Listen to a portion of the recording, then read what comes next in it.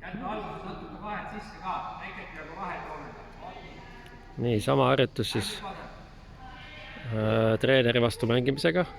Kui mängija saab palli kollase joone taha, jääb ta tagajoonele.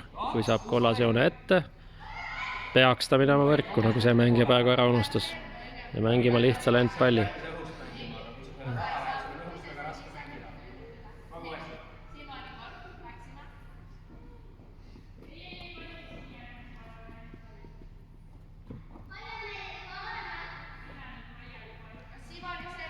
Okei, mõte oli õige. Õige taal jääb võrku.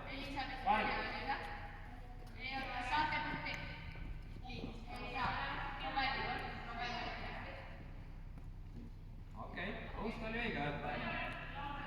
Proovi ka ühe päeva veel.